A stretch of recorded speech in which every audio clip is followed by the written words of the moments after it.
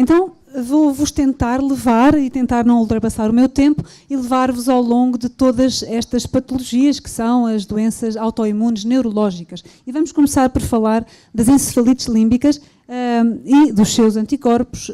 Vou falar não de todos, mas daqueles que são os mais importantes ou mais prevalentes. Nos síndromes paraneoplásicos também, é daqueles que são os mais estudados, na neuromielite óptica, na miastenia gravis, no síndrome Stiff Person e nas polineuropatias.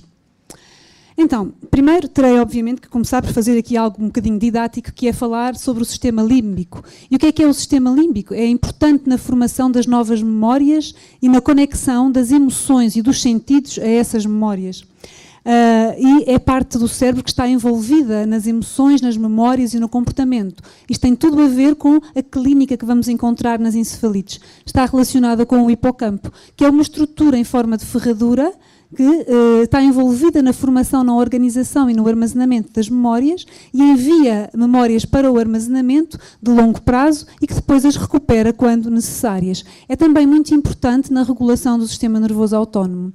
Quando ocorre a inflamação do sistema límbico, a encefalite límbica, temos então um quadro que, de uma forma bastante resumida, se pode definir por 3 grandes quadros clínicos: o déficits de memória de curta duração, problemas psiquiátricos e convulsões. Ok. Qual é que é a incidência desta patologia? Ocorre a 5 a 10 pessoas por 100 mil habitantes ano, isto na Europa, sendo que 40% são de causa infecciosa, 40% são de causa desconhecida e 20% são de causa autoimune. E destas, o maior anticorpo, ou aquele que é mais prevalentemente encontrado, é o anticorpo anti-NMDA, o receptor do NMDA, e depois em 4% e depois em 3% o anticomplexo dos canais de potássio. E em último o receptor GABA. Vamos separar aqui nas encefalites límbicas os anticorpos que estão associados a esta patologia. Podem ser ou anticorpos anti-superfície neuronal, que resumidamente podem ser designados de ANSA, ou os anticorpos anti-onconeuronais ou intracelulares. Os primeiros estão envolvidos num mecanismo patogénico, têm um efeito direto, os anticorpos, sobre a patogénese da doença, nomeadamente também através das células B e dos plasmocitos. E há uma produção intratecal destes anticorpos. Já vos dei e já vamos falar depois detalhadamente de cada um destes anticorpos. Os outros, os anti-onconeuronais, intracelulares, estão mais associados aos síndromes paraneoplásicos neurológicos clássicos, têm um mau prognóstico e os mecanismos são mediados por células T citotóxicas e por ativação do complemento. Também já atrás vos exemplifiquei e depois vamos falar individualmente de cada um destes anticorpos.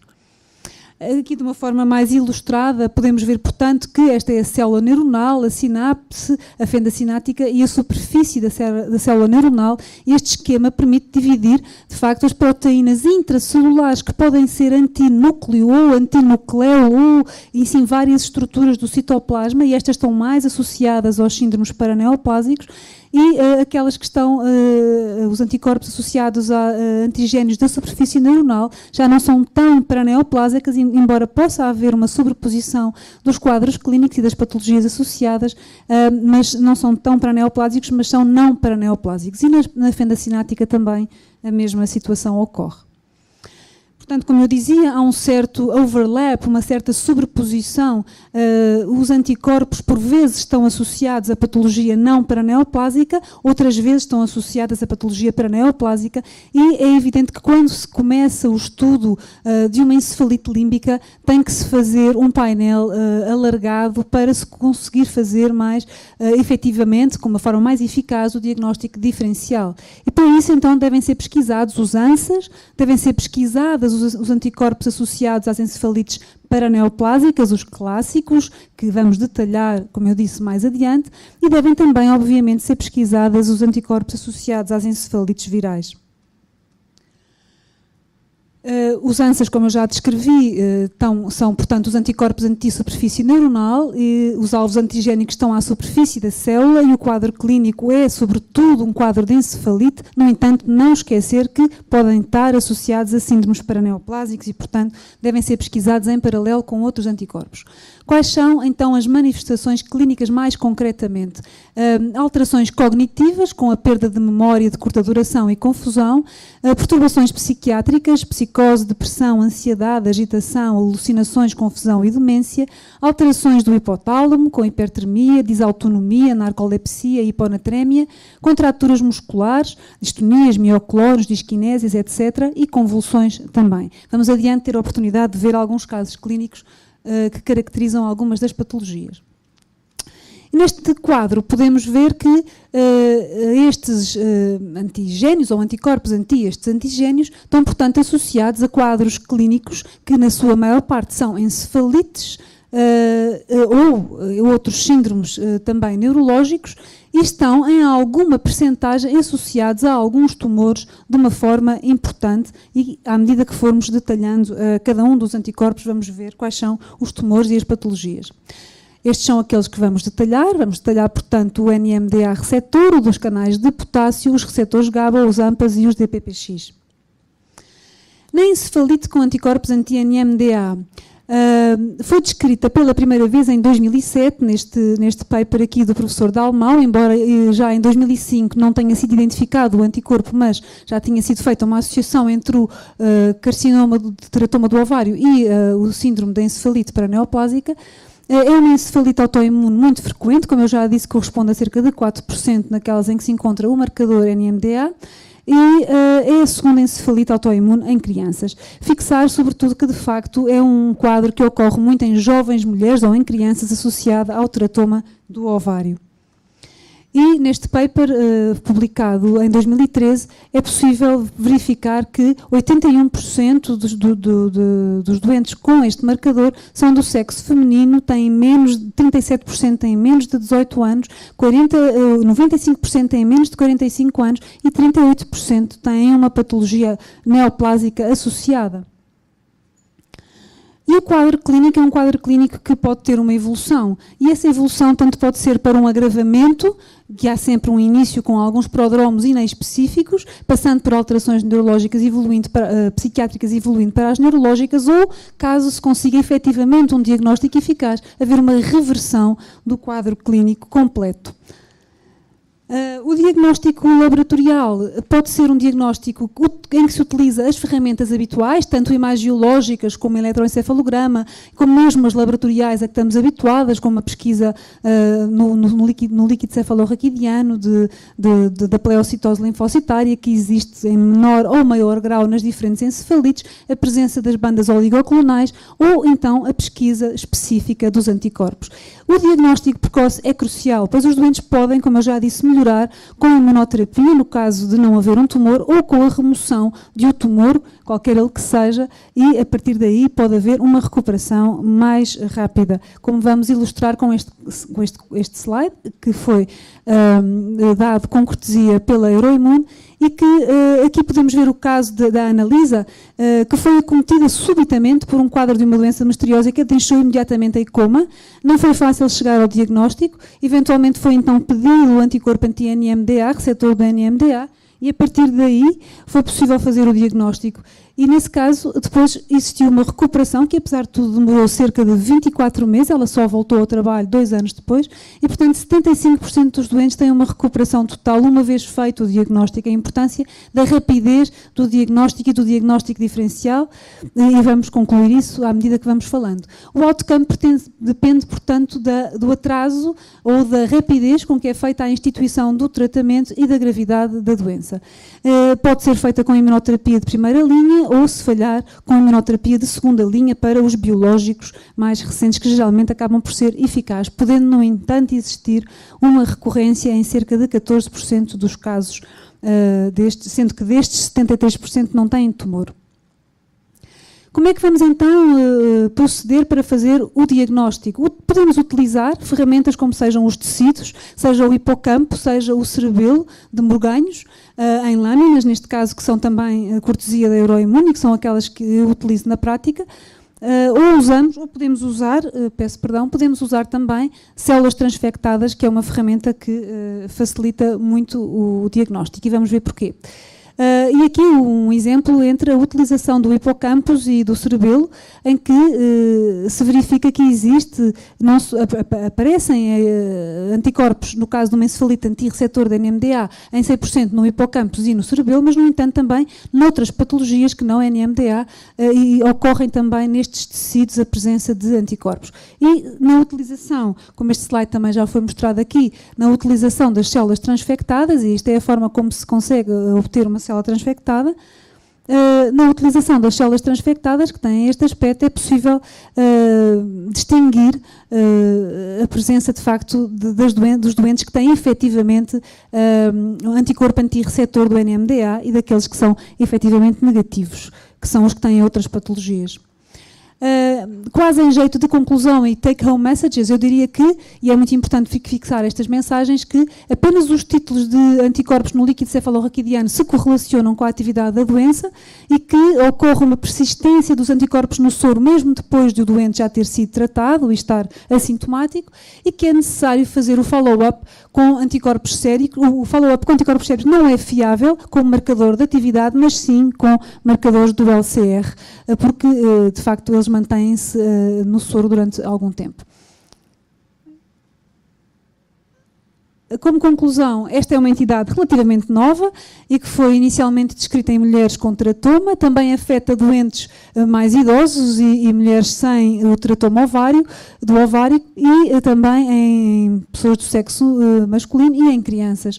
A doença é grave, mas é tratável e potencialmente reversível. É crucial, como eu já disse, o diagnóstico precoce, o tratamento e a remoção do tumor.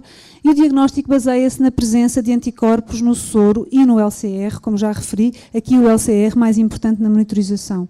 Portanto, é muito frequente termos diagnósticos como encefalites de origem desconhecidas ou psicoses induzida por drogas ou etc., em que depois, afinal, existem autoanticorpos, neste caso, para o receptor do NMDA. Agora passamos para a encefalite por anticorpos anticanais de potássio. O complexo canais de potássio tem várias proteínas associadas, mas a maior parte dos anticorpos são contra duas dessas proteínas associadas, que é o LGI1 e o CASPR2. Estas duas estruturas, a Leucine-Rich Glioma Inactivated 1, LG1, e o CASPR, Contactin Associated Protein-like 2, fazem, portanto, parte da estrutura dos canais de potássio, e as patologias que estão associadas são a neuromiotomia, em que em 16% ocorre o anticorpo anti-CASPR, o síndrome de Morven, em que ocorre em 14% a associação de anticorpos anti estes dois antigénios, e no caso da encefalite límbica, em 50% o anticorpo anti-LGI1. Um caso clínico que ilustra uma patologia de canais de anticorpos anticanais de potássio. Um homem com 53 anos que entra no serviço de urgência com um quadro clínico de neuromiotomia e de instalação subaguda apenas no último mês e com uma perda de peso de 5 quilos. As manifestações major que ele apresentava eram mioquimias difusas, dor neuropática nos membros inferiores, desautonomia com hipersudorese, disfunção eréctil, diarreia e retenção urinária. E foi feita, naturalmente, uma avaliação global, entre elas os anticorpos, em que se verificou estarem positivos ambos para o LGI1 e o CASPR2, e foi feita também uma timectomia com uma histologia compatível a um timoma.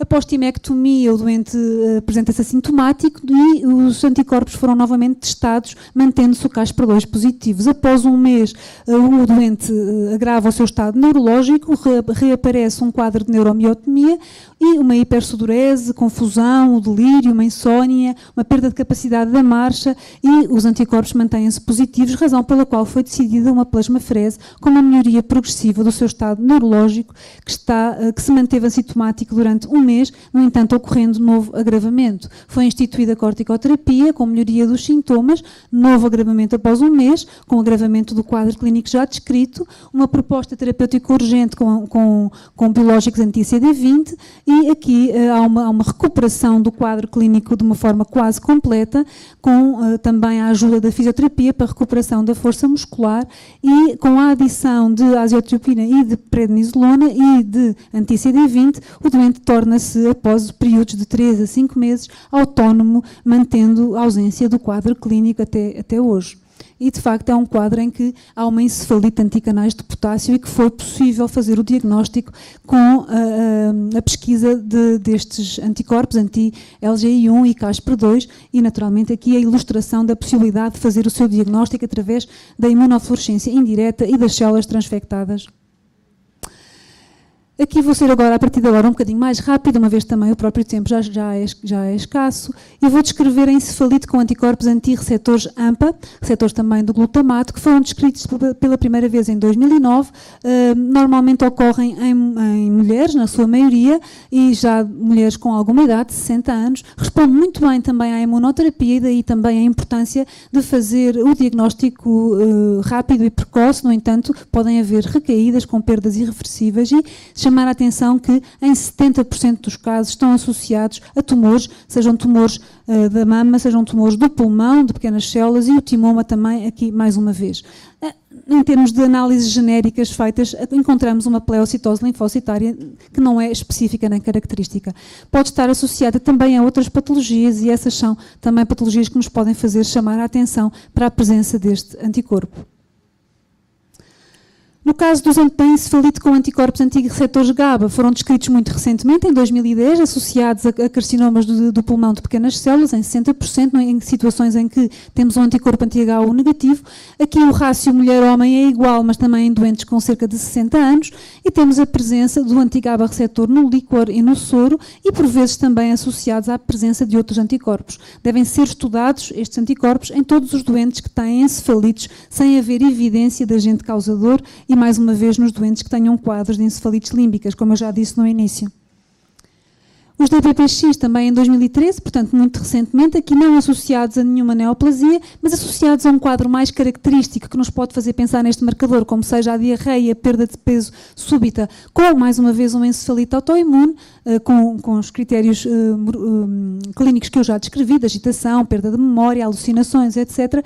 E o resultado serológico pode não permitir excluir a investigação de um tumor, no entanto este é desconhecido. E mais uma vez aqui chamar a atenção para a utilização de metodologias diagnósticas que passam pela imunofluorescência, como também amanhã falaremos. No caso da encefalite com anticorpos anti-IgG-LON5, descritos em 2014, este está associado a perturbações do sono, sobretudo aqui há apneias do sono com alterações do sono REM, alterações cognitivas e comportamentais e faz diagnóstico diferencial muito importante com encefalites autoimunes, com a demência de Creutzfeldt-Jakob ou a demência neurodegenerativa rapidamente progressiva. Conclusões. Estes anticorpos, os receptores, os que falámos, antiglutamato, anti-GABA, anticanais de potássio, são, portanto, relativamente novos, antigénios que foram encontrados associados a encefalites autoimunes, e os anticorpos anti-superfície de células neuronais são mais frequentes do que os anticorpos anti-síndromes paraneoplásicos. É essencial que se faça um screening com múltiplos antigénios para um mais rápido e eficaz diagnóstico e uma melhor e precoce instituição da terapêutica. Os anticorpos são, portanto, muito importantes para o diagnóstico diferencial de outras patologias neurológicas, psiquiátricas e também pediátricas. Este é um exemplo da abordagem multiparamétrica em que, na utilização de uma lâmina com todos estes tecidos e células transfectadas, podem ser encontrados, portanto, às vezes, anticorpos que não se estão à espera de encontrar, como ilustra um paper também, que é cortesia da Euroimune, em que se pode verificar que, mesmo havendo uma maior prevalência de alguns anticorpos em relação a outros, numa abordagem multiparamétrica, estando o colega se calhar mais sensibilizado para aqueles que conhece melhor, podem ser encontrados outros anticorpos numas prevalências variadas, mas que têm certamente outcomes diferentes e atitudes terapêuticas também diferentes. Passemos agora para os síndromes paraneoplásicos. São complicações neurológicas que têm na sua origem doenças tumorais, que não são diretamente relacionadas com o tumor ou com as metástases. As células tumorais expressam antigénios que são neurooncoproteínas, que de um outro modo apenas ocorreriam em neurónios.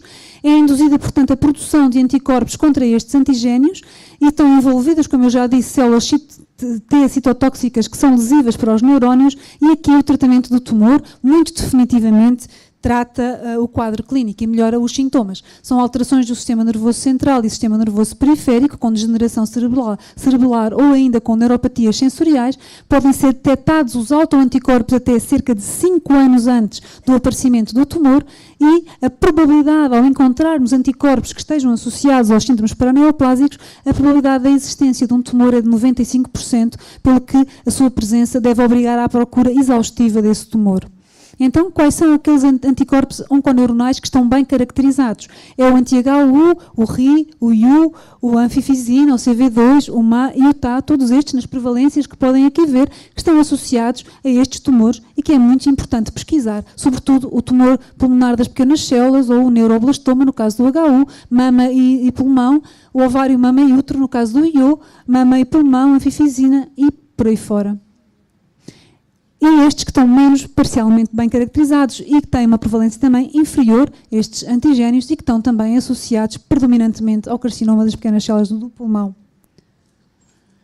Mais uma vez aqui, aquilo que se recomenda é que se façam 2 métodos de abordagem, o método da imunofluorescência indireta e depois a confirmação da presença dos anticorpos por metodologias do Western blot ou line blot, e portanto permite a imunofluorescência fazer a detecção e o Western blot fazer a confirmação dos anticorpos e da presença, e esta é a ilustração de como é que podemos fazer isso. De facto, como vamos ver amanhã, para quem está no curso prático, às vezes a identificação dos diferentes antigénios na imunofluorescência indireta não é tão linear, é preciso prática, é preciso exaustivamente treino, e portanto pode ser difícil, e por isso é obrigatório efetivamente procurar a identificação antigénica nos line blots. Aqui só para ficar também como mensagem take home, no caso dos paraneoplásicos fazemos o diagnóstico recorrendo ao soro, e no caso dos de superfície neuronal é muito importante que façamos o diagnóstico recorrendo a amostras de soro e de líquido cefalorraquidiano. Outra patologia, a neuromielite óptica ou doença de Devic, é uma doença desmielinizante, inflamatória adquirida, é uma neurite óptica grave, com uma mielite transversa de curso recorrente, tem um quadro clínico com diminuição da visão, fraqueza muscular, redução da sensibilidade para parésia e perda de controle dos esfíncteres. Este é um caso clínico que eu vou ter que ser muito rápida, já não tenho muito tempo, de uma doente com 43 anos, que não apresentava nada especial à entrada, tinha como manifestações major uma diminuição da força muscular e sensibilidade também diminuída, e no exame neurológico uma paraplegia. Os meios complementares de diagnóstico mostraram apenas aqui bandas oligocolonais negativas, uma avaliação sistémica e autoimune nada, houve um pedido de anticorpos anti-aquaporina e os potenciais evocados não foram sugestivos de neurite óptica. Instituiu-se corticoterapia sistémica, mas sem benefício, e os anticorpos vieram positivos, pelo que se instituiu plasmafrese, com alguma melhoria dos sintomas clínicos. Houve, no entanto, depois um agravamento do estado clínico da doente e todo o seu quadro neurológico, com a instituição de ciclofosfamida, micofenolato de mofetil e rituximab, e, finalmente, então, uma melhoria do quadro neurológico, e a doente apresentou-se assintomática. A importância da sensibilização para a pesquisa dos anticorpos anti-aquaporina, que são marcadores sorológicos específicos da neuromielite óptica, foram descritos em 2004 pela primeira vez, e é muito importante, a sua pesquisa pode ser feita por também células transfectadas com uma especificidade de 99%. Tem uma prevalência que varia entre 61% a 98% nestes doentes, e os títulos acompanham a extensão das lesões, pode estar presente desde o início da patologia, no entanto, um resultado negativo não exclui o diagnóstico da mesma, mas permite um diagnóstico diferencial com a esclerose múltipla clássica. É uma entidade separada e a terapêutica é também totalmente diversa. Estes são os critérios que estão instituídos para o diagnóstico, portanto é preciso haver critérios clínicos e critérios de suporte imagiológicos e laboratoriais, em que o anticorpo anti-aquaporina faz parte dos critérios para o diagnóstico. Chamar a atenção que, no entanto, em 10 a 40% dos doentes com um diagnóstico clínico de neuromielite, no entanto, são anti-aquaporina negativo, e nestes doentes podem ser encontrados outros anticorpos, anti-MOG, e então são considerados doentes do espectro da neuromielite óptica, que têm um melhor prognóstico. Na miastenia gravis, muito mesmo rapidamente, uma vez que já atingi o meu tempo, dizer que aqui o anticorpo importante é o da acetilcolina, anticorpo anti-acetilcolina, receptor da acetilcolina, perdão. Estes anticorpos são etiopatogénicos e estão associados ao mecanismo da patologia, são necessários também para confirmar o diagnóstico e pode ocorrer em qualquer idade e no sexo feminino é mais prevalente. Aqui é um exemplo, de facto, da fenda sinática com os receptores da acetilcolina e os anticorpos, com outros anticorpos que também estão associados à miastenia gravis, neste caso o musco, por exemplo, e outros que encontrarão também na literatura. E estes anticorpos estão associados a algumas nuances de quadro clínico da miastenia gravis e a sua incidência é variada também dos anticorpos nestas patologias, como podem aqui ver no quadro. É altamente específica a presença do anticorpo antirreceptor da acetilcolina e todos os doentes com miastenia gravis, cerca de 90% têm níveis detectados. No entanto, a sua ausência não exclui o diagnóstico e, neste caso, em que não há marcador, está preconizada a eletromiografia. E acho que eu vou tentar andar um bocadinho para a frente, passar, estão quase a acabar, dizer que temos o síndrome de stiff person e que aqui devemos procurar o anticorpo anti-GAD. O quadro clínico está associado a uma degenerescência cerebral tardia, com encefalite límbica também, e o diagnóstico na imunofluorescência indireta é relativamente simples. E as polineuropatias periféricas com estes quadros clínicos, como síndrome de Guillain-Barré, neuropatia motora multifocal, síndrome de Miller-Fisher, polineuropatia crónica inflamatória, que tem este conjunto de anticorpos que podem ser despistados também de uma forma simples e que permitem o diagnóstico de anticorpos antigangliosídeos e de polineuropatias periféricas. Pronto, aqui só para acabar, dizer que, de facto, os sintomas são todos muito sobreponíveis e muito iguais nestas patologias de que falámos, são doenças neurológicas de difícil diagnóstico e, portanto, é preciso fazer, como eu disse no início, uma pesquisa multiparamétrica de vários autoanticorpos em paralelo, em painéis de testes, para que possamos distinguir as patologias consoante os seus marcadores que lhes dão, alguns origem, outros que são marcadores de doença. Pronto, e para terminar, muito obrigada e espero ter sido esclarecedora. Obrigada.